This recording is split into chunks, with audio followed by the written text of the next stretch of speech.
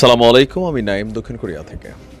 মিজানুর রহমান আল আজহারি প্রায় ৫ বছরের কাছাকাছি সময় পরে তিনি বাংলাদেশে এসে বেশ কিছু মাহফিল করছেন। তবে তার এবারের মাহফিলগুলোকে ঘুরে নানান ধরনের নতুন নতুন ঘটনা মোড় নিচ্ছে। পলিটিক্যাল পয়েন্ট অফ ভিউতে এক ধরনের কমন সিনারি আমরা দেখছি যে আগে যেমন আজহারির ওয়াজকে ঘিরে আওয়ামী লীগ বা আওয়ামী লীগ সমর্থকরা বা যারা বিশ্লেষকরা ছিলেন তারা অনেকেই বিষয়গুলোকে পলিটিসাইজ করতো, এখনও সেটা চলছে। তবে আমাদের আজকের আলোচনাটা আরেকটু ভিন্ন। আপনারা জানেন যে সর্বশেষ মিজানুর রহমান আল আজহারি তিনি সিলেটের মধ্যে একটা মাহফিল করেছেন। তবে সিলেটের আগে যশোরের মাহফিল এবং সিলেটের মাহফিলে কমন একটা চিত্র ছিল, ওনার মাহফিল শেষে থানায় জিডির হিরিক, তারপর হচ্ছে ছিনতাই, তারপর হচ্ছে সেখানে অনেক ধরনের ঘটনা ঘটেছে। তো এবারও 4 জন নারীকে আটক করা হয়েছে, কারণ একদল আসে এখানে মাহফিলের মধ্যে ওয়াজের মধ্যে, মানে এখানে দিনের হেদায়েত নিতে, আরেকজন আসে নিজেদের পেটের ধান্দা মিটাতে। যাই হোক, আমাদের আলোচনা ওইখানে না, আলোচনা ঠিক অন্য জায়গায়।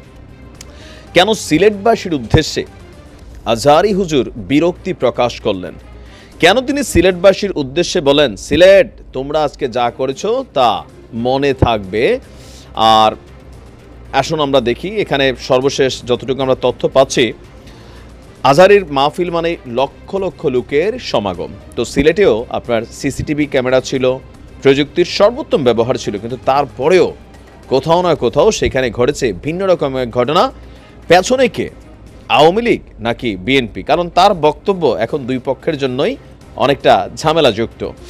মঞ্চের ঠিক সামনের সারিতে যারা প্রবেশ করেন বা থাকেন তাদেরকে কিন্তু বিশেষ নিরাপত্তা গেটকে অতিক্রম করে সেইখানে যেতে হয়, তেমনটাই ছিল। বাট মঞ্চের ঠিক সামনের সারিতে উপস্থিত শ্রোতাদের মধ্যে হঠাৎ করেই মাহফিলের শেষ পর্যায়ে এসে ধাক্কাধাক্কি এবং হাতাহাতির ঘটনা ঘটে। বেশ কয়েকবার পরিস্থিতি স্বাভাবিক করার চেষ্টা করে ব্যর্থ হন আজহারি। শেষ পর্যন্ত মোনাজাতের মাধ্যমে মাহফিল সংক্ষিপ্ত করেন, বিরক্তির স্বরে বলেন, সিলেট আজকে কি করছো এটা মনে থাকবে।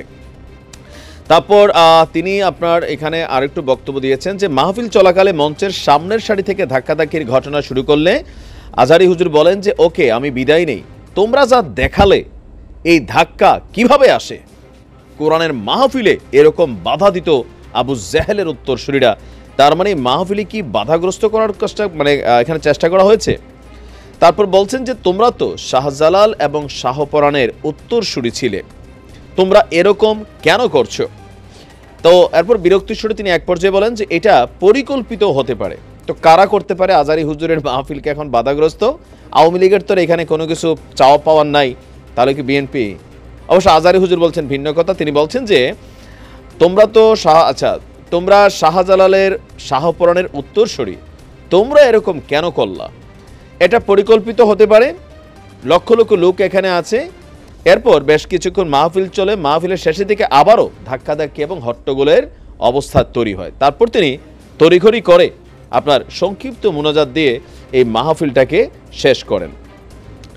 তো এখানে আয়োজক মানে আজহারির মাহফিল তো বোঝেনি, বিশাল একটা হুলস্থুল কাণ্ড থাকে। এর মাঝখানে আবার যেটা ঘটছে আমরা দেখি, ওইখান থেকে কয়েকজনকে গ্রেপ্তার করা হয়েছে যারা সম্ভবত এই মাহফিলের সময় ধান্দাবাজি করতে গিয়েছিল। আসলে বললাম না যে এক এক সময় এক একটা জায়গাতে এক এক রকম কর্মকাণ্ড ঘটে।